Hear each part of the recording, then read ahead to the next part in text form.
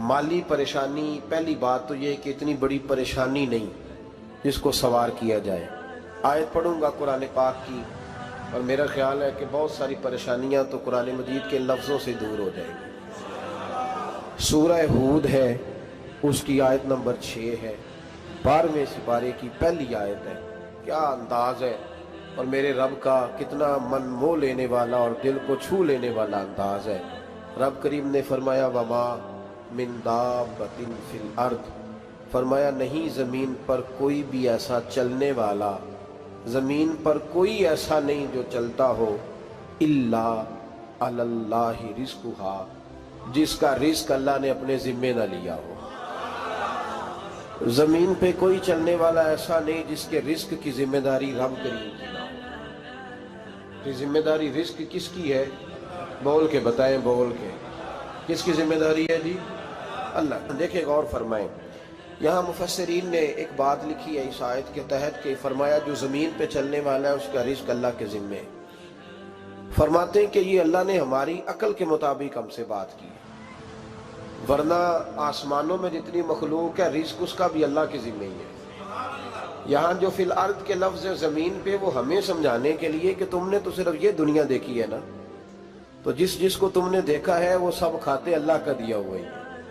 तो जो हमने देखा था रब करीम ने उसके मुताबिक हमें समझा दिया।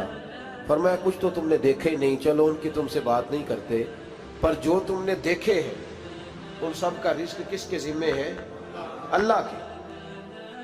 मेरे रसूल करीम सैयद आलम सल्लल्लाहु ताला अलैहि वसल्लम कुरान मजीद की जब तर्जुमानी करते, वजाहत करते, तो महबूब पाक सल्लल्लाहु अलैहि वसल्लम भी कोई इश्काल रहने नहीं देते थे, कोई इश्काल नहीं रहने देते थे। मेरे महबूब करीम अलैहिस्सलातु सलाम ने फरमाया अल्लाह पे भरोसा रख के सवेरे निकल जाना रिज़्क की तलाश में। किस पे भरोसा रखना है? निकलना तुम्हारे जिम्मे है। ये ना कहना कि घर बैठूंगा तो यही आएगा, निकलना तुम्हारी जिम्मेदारी है। जितनी जिम्मेदारी है वो पूरी करना। अल्लाह पे भरोसा करके निकल जाना तुम्हारी जिम्मेदारी है। रब का जिम्मा है तुम्हें रिज़्क देना, वो जरूर तुम्हें रिज़्क पहुंचाएगा। या रसूल अल्लाह सल्लल्लाहु अलैहि वसल्लम किस तरह पहुंचेगा? तो जरा हुजूर के लफ्जों का हुस्न भी देखिए। नबी पाक सल्लल्लाहु अलैहि वसल्लम ने फरमाया जिस तरह मौत तुम्हें ढूंढ लेती है ना कि तुम कहाँ मौजूद हो, जब वक्त आता है तो इंसान पाकिस्तान में हो तब भी आ जाता है, जद्दा में हो तब भी आ जाता है, मक्का में हो या मदीना तैयबा में वक्त फिर भी आ जाता है। फरमाया जिस तरह मौत तुम जहां भी हो तुम तक पहुंच जाती है ना, इस तरह तुम्हारा रिज़्क भी तुम जहां मौजूद होते हो अल्लाह वहां पहुंचा देता है, पहुंचा देता है। तो या रसूल अल्लाह सल्लल्लाहु अलैहि वसल्लम किस अंदाज में? तो फरमाया निकल जाना तुम्हारी जिम्मेदारी है। फरमाया सवेरे परिंदे भी निकल जाते हैं और शाम को जब लौटते हैं तो अल्लाह उन्हें पेट भर के रोजी अता फरमाता है। हालांकि उनको नहीं पता होता हमारा कारखाना कहाँ है, हमने कहाँ जाके मजदूरी करनी है। उनको नहीं पता होता कि हमारा दफ्तर कहाँ है, हमने किस ऑफिस में बैठना है। उनको नहीं पता होता कि हमने कहाँ जाके माल खरीदना है और कहाँ से हमने फिर उसको दोबारा बेचना है। उन्हें खबर नहीं होती, अल्लाह पे भरोसा करके निकल जाते हैं। निकलना तो तेरे जिम्मे है कि नहीं? फरमाया वो तू ड्यूटी कर, शाम को अल्लाह जो रब परिंदों को रोजी देता है वो तुझे भी अता फरमाएगा। मैं कहता हूँ सोच कितनी कमजोर है उस आदमी की जो कहता है कैसे मिलेगा। कितनी कमजोर सोच है। जो रब बैल को रोजी देता है, बकरी को रोजी देता है, इस जमीन इस धरती पे अगर बसने वाला ऊंट भूखा नहीं सोता, चले ये तो पालतू जानवर होते हैं, इस धरती पर बसने वाली अगर बिल्ली और कुत्ता रोटी खा के सोते हैं तो तू तो अशरफुल मखलूकात है। तूने अपने ज़हन में क्या टेंशन पाल लिया है कि नहीं आएगा तो मर जाऊंगा, क्या बनेगा, किस तरह होगा? तू क्यों इतना परेशान हो गया? भाई माली परेशानी सबसे ज्यादा उस बंदे ने ओढ़ ली है जिसकी तवक्कुल की बात कमजोर हो गई है। तू सीधी तवज्जो अपने रब करीम की जानिब रख, सीधी तवज्जो अल्लाह की जानिब कर। रब फरमाते हैं जिम्मा तेरा नहीं, जिम्मा मेरा। लेकिन तनख्वाह एक आती है घर में। जब एक बच्चा होता है तो तब भी काम चलता है, जब अल्लाह 2 बच्चे दे दे फिर भी उस तनख्वाह से काम चलता है, जब 3 हो जाए फिर भी चलता है, जब 4 हो जाए। नहीं आप ना भी बोले तो बात तो सही है, बहरहाल काम फिर भी چلے اسی تنخواہ میں سے جب بندہ بڑے بیٹے کی شادی کر کے بہو بیاہ کے لے آئے تو پھر بھی کام چلتا ہے، اور جب اس بیٹے کو اللہ بچے عطا کر دے تو اسی گھر میں، اسی آنگن میں، اسی چھت کے نیچے کام چلتا ہے، تو پھر تو مان جانا کہ چلانے والا تو نہیں، چلانے والا کوئی اور ہے۔ پھر تو مان جا کہ چلانے والا کوئی تو اس وقت جب تنخواہ تیری لگی تھی تو کہتا تھا ابا ابھی میری شادی نہ کر، میں بیوی کو کیسے کھلاؤں گا؟ تو وہی شخص ہے جس کی چھت کے نیچے پھر 1.5 درجن پوتے بھی پل رہے ہیں اور گزارا ان کا بھی ہو رہا ہے۔ تو رزق کا ذمہ کس کا ہے؟ اللہ کا ذمہ۔ اب ہمیں پتہ ہے پہلی بات تو پریشانی اس لیے اتار دینی چاہیے کہ ذمہ ہمارا ہے ہی نہیں۔ اب دوسری بات یہ کہ ذمہ داری کس کی ہے؟ اللہ حکیم بھی ہے اور علیم بھی ہے، حکیم بھی ہے اور جانتا بھی ہے اور اسے پتہ بھی ہے کہ دینا کس طرح ہے۔ اب ہم پتہ کیا کہتے ہیں؟ کہتے ہیں وہ جو بندہ پجاروں میں بیٹھا ہے وہاں اسے نہیں بیٹھنا چاہیے تھا، اور میرا حق تھا۔ تجھے زیادہ پتہ ہے کہ اللہ کو؟ بول کے بتانا کس کو پتہ زیادہ ہے؟ کیوں جی؟ تو آپ اصل ٹینشن پتہ کب لگتی ہے؟ جب بندے کہتے ہیں نہیں وہ پجاروں میری تھی، میرا حق تھا۔ وہ جب گزرتی ہے نا پاس سے مہران کے تو مہران والا ٹینشن بڑی لیتا ہے، حالانکہ اللہ کو زیادہ پتہ ہے کہ وہ حق۔ ایک بات اپنے ذہن میں یاد رکھ لیں، رٹ لیں کہ جو میرے لیے بہتر تھا میرے رب نے مجھے دے دیا، اور بات ختم ہو گئی۔ بس وصل اچھا ہے نہ فراق اچھا ہے، یار جس حال میں رکھے وہی حال اچھا ہے۔ بس جو میرے حق میں بہتر تھا میرے رب نے مجھے، مسئلہ یہ ہے کہ تو اس پہ راضی ہونے کو تیار نہیں۔ حضرت علی کرم اللہ تعالیٰ وجہ الکریم نے میرے نبی پاک کی ایک حدیث بیان کی ہے، اور جناب علی جب یہ حدیث بیان کیا کرتے تھے تو حضرت مجاہد فرماتے ہیں یوں لگتا تھا کہ جیسے حضرت علی ہمیں ہر پریشانی سے نکال رہے ہیں۔ مولا علی شیر خدا رضی اللہ تعالیٰ عنہ فرماتے ہیں کہ مجھے میرے نبی پاک صلی اللہ علیہ وسلم نے ایک طریقہ دیا تھا ٹینشن فری ہونے کا۔ آپ فرماتے ہیں مجھے تو بڑا راس آیا ہے، تم بھی اگر کر لو گے تو تمہیں بھی فائدہ دے گا۔ کہا وہ کیا؟ حضرت علی کہنے لگے محبوب علیہ السلام نے فرمایا تھا لوگوں تم اللہ کے دیے ہوئے تھوڑے رزق پہ راضی ہو جاؤ، وہ تمہاری تھوڑی عبادت سے تم سے راضی ہو جایا کرو گا۔ بس تم 2 نفل بھی پڑھو گے تو اللہ راضی ہو جائے گا، تم 1 رکوع بھی سویرے اٹھ کے پڑھو گے تو وہ راضی ہو جائے گا، وہ تمہارے 313 درود شریف سے راضی ہو جائے گا، تم اس کے دیے ہوئے تھوڑے رزق سے راضی ہو جاؤ۔ ٹینشن اس لیے ہوتی ہے کہ ہم راضی نہیں جو اس نے ہمیں دیا ہے۔ وہ حال میں مزید کی جو دوڑ ہے نا، حال میں مزید کی، بے قدرہ کچھ قدر نہ جاتی، کیتی خوب تسلی ہو، دنیا دار پجاری زردے، کتیاں دے گل ٹلی ہو، بک بک روشن اکھیاں تکیو ویک حویلی کلی ہو، تے کوچ نصیر اساں جد کیتی پہ جانی تھر تھلی ہو۔ تو یاد رکھیں یہ جو ہے نا مصیبت کے مال آ کیوں نہیں رہا، وہ سامنے والا پلاٹ میرے گھر کے سامنے ہے گھر کے سامنے، پر رجسٹری میرے نام کیوں نہیں؟ یہ مصیبت سانس نہیں لینے دیتی۔ موٹر سائیکل کھڑی کرتا ہے نا جب آ کے دکان سے روٹی کھانے آتا ہے، دفتر سے گھر آتا ہے، کاروبار سے آتا ہے، تو جہاں موٹر سائیکل کھڑی کرتا ہے وہ ٹینشن بڑی ہے کہ کبھی میری ہو جائے نا یہ والی جگہ تو میں یہاں بھی بورڈ لگاؤں اپنے نام۔ اس نے مالی پریشانی پیدا کی۔ تو جس حال میں ہے، کیونکہ تو نے اپنا یہ حال خود نہیں بنایا، جس نے بنایا ہے وہ بڑا بہتر جانتا تھا کہ تو اسی حال میں اسے اچھا لگتا ہے۔ تو اسے اسی حال میں، ایک بزرگ تھے تو ان کی طبیعت بڑی علیل ہو گئی، بیمار ہو گئے، تو اللہ نے آزمائش دی تو کیڑے پڑ گئے وجود میں۔ ایک کیڑا یہاں سے کھا رہا تھا، اللہ والے بڑے راضی رہتے ہیں اس کی رضا پہ، تو کیڑا یہاں کھا رہا تھا تو نیچے گر گیا، تو بابا جی نے اٹھا کے پھر وہاں رکھ لیا، کہنے لگے جب اس نے تیری ڈیوٹی مجھے کھانے کی لگائی ہے تو میں اس بات پہ راضی ہوں، تو نیچے کیوں گرتا ہے؟ بٹ ٹھیک ہے کھا، جب اس نے تجھے ڈیوٹی جو تیری لگائی ہے۔ سالبہ بن عبد الرحمن ایک صحابی تھے، سالبہ غالباً نبی پاک صلی اللہ علیہ وسلم کی خدمت میں آئے، کہنے لگے یا رسول اللہ صلی اللہ علیہ وسلم غربت بڑی ہے، میرے لیے دعا کریں اللہ زیادہ مال دے۔ تو محبوب صلی اللہ علیہ وسلم نے فرمایا تو جس حال میں اچھا ہے وہ تیرے لیے بہتر ہے، اس میں تو ہے وہی حال تیرے لیے۔ مشکل ہے نا یہ جواب سننا۔ کہتے پیر صاحب فلان جگہ سے تویز آیا، وہاں تو وارے نے آرے ہو گئے، تو آپ کے ہاں؟ تو میں کہتا ہوں یہ تویز دینے والا اگر تویز دے کے امیر بناتا ہے تو پہلے خود کیوں نہیں بنتا؟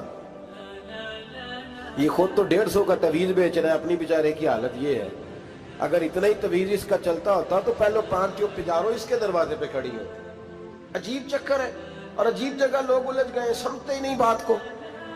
یا رسول اللہ صلی اللہ علیہ وسلم دعا کر دے تو محبوب نے کیا فرمایا؟ فرمایا تو جس حال میں ہے نا وہ حال تیرے لیے بہتر ہے, اسی میں رہ. کہ نہیں حضور دعا کرے. فرمایا سال بعد تو باز آ جا. حضور دعا کرے. فرمایا تو باز آ جا. 2-3 دفعہ کا ضد کی. محبوب نے فرمایا جا پھر اللہ تجھے زیادہ پیسے دے گا. چند بکریاں خریدی, اتنی برکت ہوئی کہ بکریوں کے ریوڑ بن گئے. پھر کچھ بکریاں بیچ کے گائے خرید لی, ان کے بھی ریوڑ ہو. پھر کچھ اونٹ اونٹنیاں لے لی, ریوڑ ہی ریوڑ. پہلے 5 وقت مسجد میں آتے تھے, اب فجر اور عشاء رہ گئی.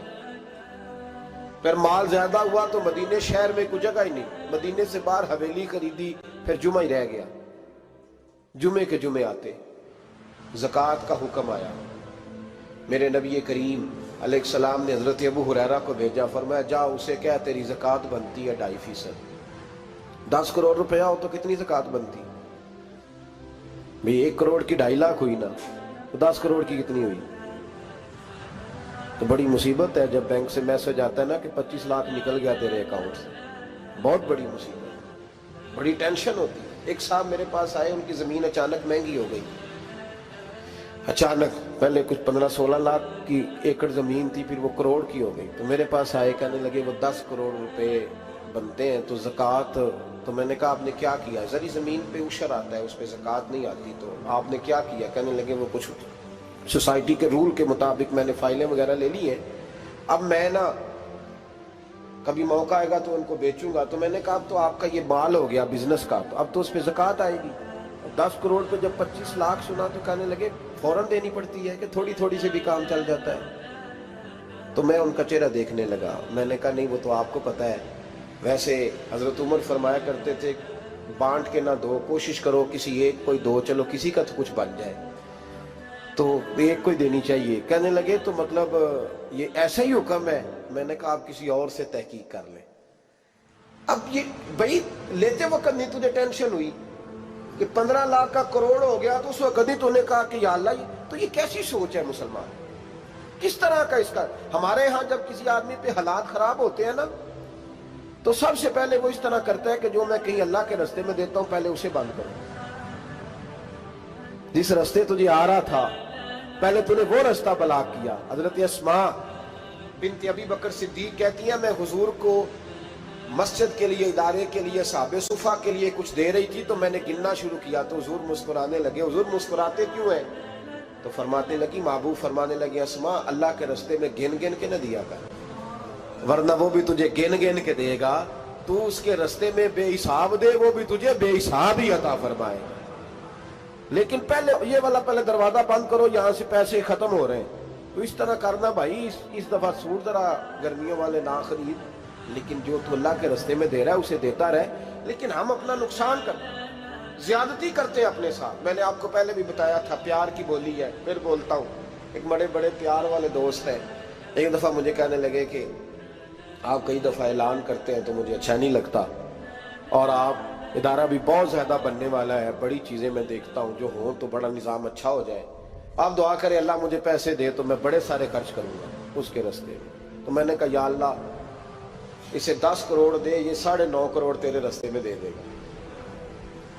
تو چپ کر گیا, جس طرح آپ نہیں کر گئے سارے, چپ کر گیا وہ بھی. اس نے کہا جی نہیں جی انشاءاللہ کریں گے. تو میں کیا پلیا جی تے دعا پہ ہوں دیا, ابھی تو وہ آئیں گے تو تب دیکھی جائے گی. تو یہیں اڑ گیا ہے. یعنی 9.5 کروڑ اللہ کے رستے میں خرچ کرنے کی دعا پہ بھی آمین کوئی نہیں کہتا کہ چلو آمین نہیں کہہ دیں. تو میں کہا تینوں تے 50 لاکھ بچتا سی پیا, لیکن تو اس سودے پہ تیار ہے. جب یہ سوچ ہوتی ہے, یہ غلط سوچ ہے. یہ بات تو اگر تے مسکرانے والی, لیکن یہ سوچ صحیح نہیں. حضرت عثمان غنی رضی اللہ تعالیٰ عنہ کہتے ہیں جس وقت نبی پاک صلی اللہ علیہ وسلم نے اعلان کیا نا جنگ کے موقع پر کہ 800 سپاہیوں کا خرچہ چاہیے, کہتے ہیں میرے پاس 600 کا تھا. یہاں ایک روایت میں حضور نے 1000 کا اعلان کیا تو میرے پاس 800 کا تھا. جب 2-3 دفعہ نبی پاک نے اعلان کیا تو کہتے ہیں میں نے کھڑے ہو کے کہا یا رسول اللہ پورا 800 کی طرف سے. کہتے میں نے 200 سپاہی کا خرچہ ادھار اٹھایا لیکن پورے 2 مہینے نہیں گزرے تھے، رب کریم نے مجھے کئی گنا کر کے پیسے واپس عطا فرما دیے۔ اور بات تو یہ ہے کہ تیری وہاں لو لگی ہو، تو تجارت کرتا ہے ان لوگوں کے ساتھ جو کیا دے سکتے۔ تو سالبہ کے پاس حضور نے پیغام بھیجا، پہلے تو کہا تیرے لیے بہتر نہیں مال، جب اصرار کیا تو بڑی برکت ہو گئی، بڑا آیا تو فرمایا زکوٰۃ دے، 2.5% زکوٰۃ ہے۔ اب جب سوچا کہ 5 اونٹوں پہ ایک بکری جائے گی اور بڑا سارا مجھے دینا پڑے گا، اب جب غور کیا تو یہ تو نہ کہا کہ میں نہیں دیتا۔ حضرت ابو ہریرہ سے کہنے لگے نبی کریم علیہ السلام کی خدمت میں عرض کرنا کہ میں خود آؤں گا۔ حضرت ابو ہریرہ نے آ کے عرض کی یا رسول اللہ صلی اللہ تعالی علیہ وسلم، حضور وہ کہتے تھے میں خود آؤں گا، تو کہتے ہیں محبوب نے ٹھنڈی سانس لی، فرمایا اسے کہا تھا کہ تیرے لیے مال بہتر نہیں، اب ہلاک ہو گیا، ہائے افسوس ہلاک ہو گیا۔ ان کو بھی تھوڑی دیر کے بعد احساس ہوا کہ یہ میں نے کیا کیا، نبی پاک کو ہی کہہ دیا نہیں ہے، حضور کو کہہ دیا بعد میں آؤں گا۔ اب دوڑے آئے، عرض کی حضور میں سارا کچھ لے کے آئے، قبول کر لیں۔ محبوب نے فرمایا گویا بلال حبشی کی خشک کھجور بھی قبول ہے، اور صہیب رومی ایک اٹی بان کی لائے تو وہ بھی قبول ہے، اور عمار بن یاسر اور مصعب بن عمیر اگر 2 دینار دے جائیں اور کوئی پرانا جوڑا کسی سپاہی کے لیے چھوڑ جائے تو وہ بھی قبول ہے، لیکن تو اپنا لاکھوں لے کے چلا جا، تیرا کوئی نہیں قبول، معاف کر دے۔ فرمایا جا معاف کیا، پر پیسے لے کے نہ آنا۔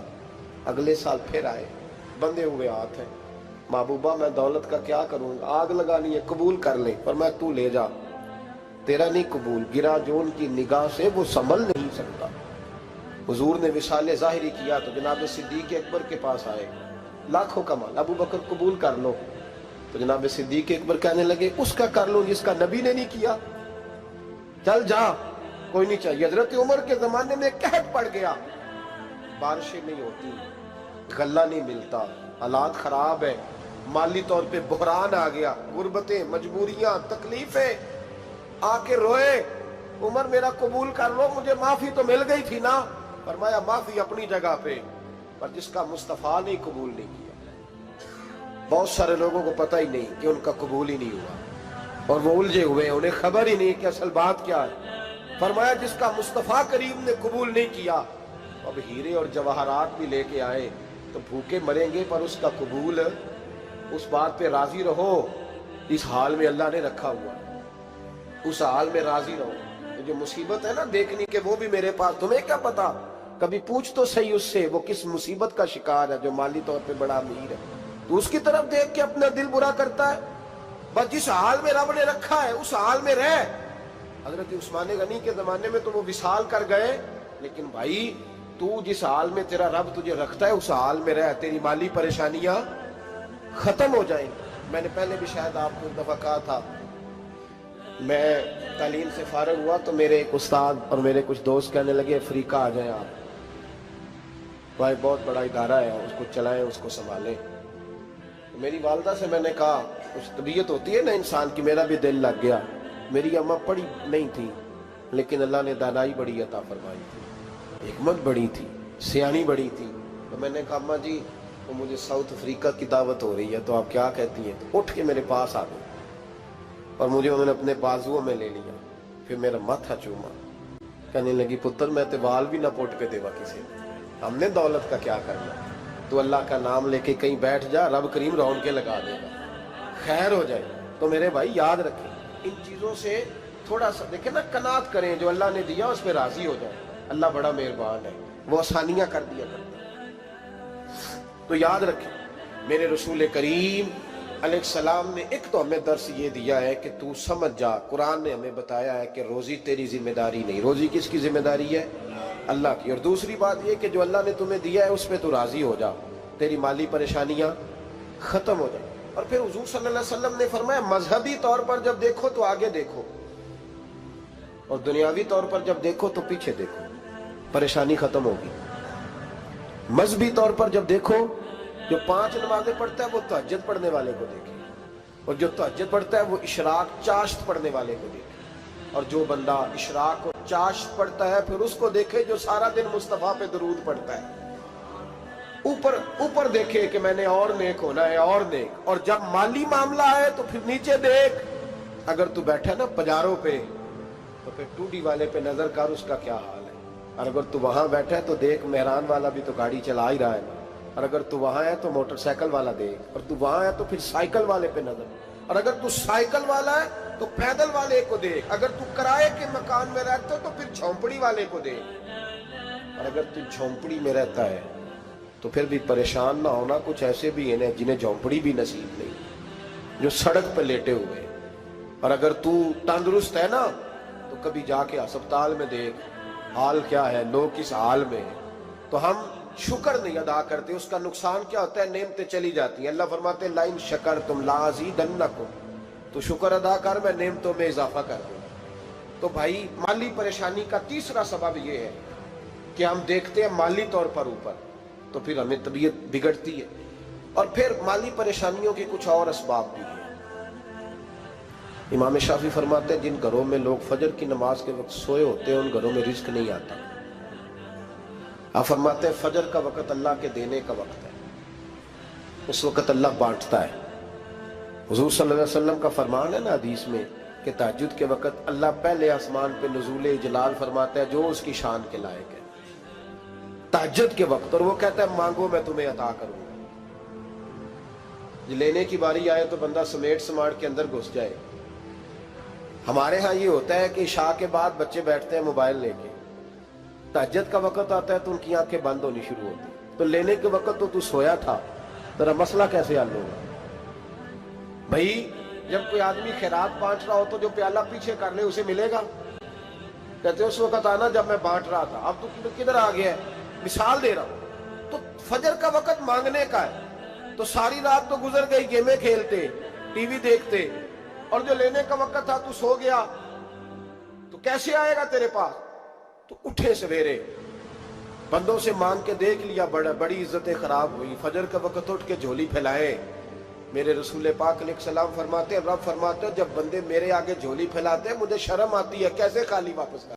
محمد مصطفیٰ آئے بہار در بہار آئی. محمد مصطفیٰ آئے بہار در بہار آئی. زمین کو چومنے جنت کی خوشبو بار بار آئی. زمین کو چومنے جنت کی خوشبو بار بار آئی. جناب آمنہ کا چاند جب چمکا زمانے میں، کمر کی چاندنی قدموں پہ ہونے کو نثار آئی. کمر کی چاندنی قدموں پہ ہونے کو نثار آئی. محمد مصطفیٰ آئے بہار در بہار آئی. محمد مصطفیٰ آئے بہار در بہار آئی. زمین کو چومنے جنت کی خوشبو بار بار آئی.